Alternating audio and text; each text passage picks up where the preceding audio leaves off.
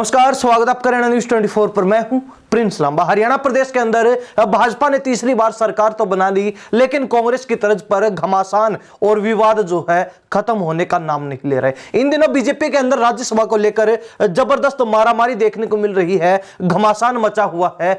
नेता एक दूसरे को काटकर, एक दूसरे की जड़ें खोदकर आगे बढ़ने पर लगे हुए हैं। इस दौड़ के अंदर जीतने के लिए जमकर मेहनत कर रहे हैं, प्रयासों में जुटे हैं। इसी को लेकर वो चर्चा करेंगे, आपको बताएंगे कि उन्हीं नेताओं में से एक कुलदीप बिश्नोई, जिनकी राजनीति इन दिनों ठीक नहीं चल रही है। कुलदीप बिश्नोई के जो ग्रह नक्षत्र हैं वो फिलहाल खराब चल रहे हैं, उनका राजनीतिक समय फिलहाल खराब चल रहा है, या फिर यूं कहें कि वो हरियाणा प्रदेश की सियासत में अपना एक दौर मानते थे, तो उनका दौर जो है अब खत्म सा हो चुका है। क्योंकि जो बिश्नोई परिवार हरियाणा प्रदेश की सियासत में महत्वपूर्ण स्थान रखता था, वो बिश्नोई परिवार आज के दिन सत्ता में भागीदारी को भी तरस रहा है। यानी कि कुलदीप बिश्नोई, जिन्होंने अपने बेटे को इस बार अपने गढ़ आदमपुर सीट से चुनावी मैदान में आगे किया, भाजपा से टिकट दिलवाकर चुनावी मैदान में उतारा, लेकिन जीत दर्ज नहीं करवा पाए, हार का सामना करना पड़ा।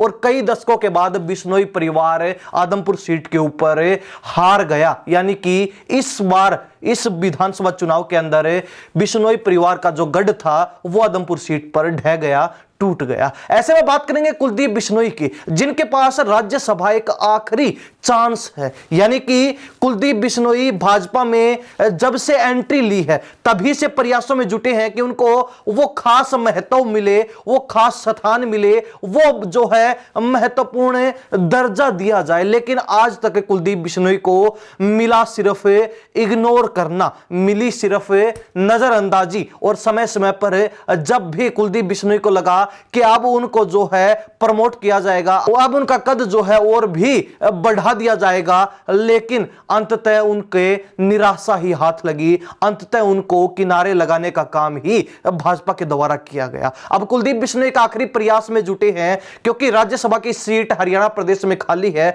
जब से कृष्ण लाल पंवार ने राज्यसभा से इस्तीफा दिया है, क्योंकि हरियाणा सरकार के अंदर विधायक बनने के बाद वो मंत्री बन चुके हैं, तो ऐसे में उस सीट के ऊपर कुलदीप बिश्नोई की सबसे पहले निगाहें गड़ी थी, नजरें टिकी थी, और वो जो है वहां से नजरें हटाने का नाम नहीं ले रहे। बीच में लगातार चर्चाएं चली, जबरदस्त तरीके से जो है संभावनाएं लगाई गई, हरियाणा प्रदेश के राजनीतिक गलियारों में उथल पुथल सी मची रही कि कुलदीप बिश्नोई को भाजपा राज्यसभा नहीं भेजेगी, और अगर ऐसा हुआ तो कुलदीप बिश्नोई भाजपा में भी नहीं रुकने वाले, वो घर वापसी कर जाएंगे, भाजपा को छोड़कर, भाजपा को झटका देकर कांग्रेस के साथ मिल जाएंगे। और कांग्रेस के अंदर जो एसआर के गुट पहले होता था, लेकिन किरण चौधरी के कांग्रेस छोड़ भाजपा में आने के बाद जो बिखर गया था, उसमें किरण चौधरी की जगह कुलदीप बिश्नोई पूरी करेंगे। लेकिन अब तक जो है ये चर्चाएं मात्र चर्चाएं हैं, क्योंकि कुलदीप बिश्नोई ना इस मामले पर खुलकर बोले हैं, ना ही उनका कोई बयान सामने आया है। सामने आई हैं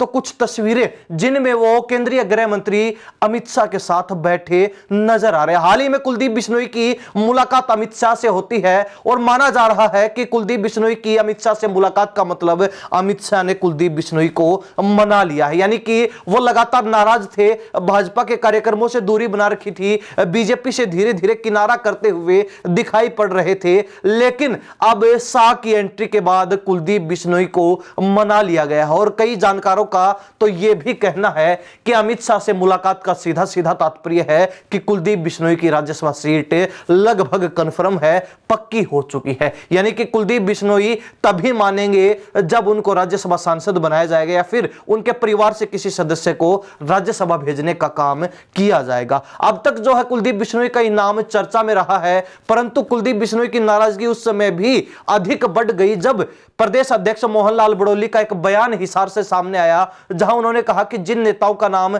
चर्चा में रहेगा, ज्यादा चर्चा में जो नेता रहेगा, वो कभी भी भाजपा के अंदर कोई भी पद या जिम्मेवारी प्राप्त नहीं करता है, बल्कि बीजेपी में ऐसे नेता को पद प्रतिष्ठा और मान सम्मान मिलता है जिसका कहीं जिक्र भी नहीं होता। जिसके बाद से कुलदीप बिश्नोई और अधिक उखड़ गए और भाजपा से अचानक से किनारा कर गए। बीजेपी का जो बड़ा सदस्यता अभियान चल रहा था उसमें भी कुलदीप बिश्नोई की एक भी जगह भागीदारी देखने को नहीं मिली। बड़े बड़े कार्यक्रम हुए, एक भी कार्यक्रम में कुलदीप बिश्नोई ने शिरकत नहीं की, एक भी कार्यक्रम के अंदर कुलदीप बिश्नोई नजर नहीं आए। जिसके बाद अब केंद्रीय गृह मंत्री ने मामले की नाजुकता को भांपते हुए कुलदीप बिश्नोई को मुलाकात के लिए बुलाया, जहां कुलदीप बिश्नोई ने अमित शाह से मुलाकात तो की, साथ ही चेहरे पर हल्की सी मुस्कान नजर आ रही है। जिसके बाद से ही अब कयास लगने शुरू हो चुके हैं कि या तो कुलदीप बिश्नोई को मना लिया गया है, कोई और जो है बड़ा ऑफर दे दिया गया है, या फिर कुलदीप बिश्नोई की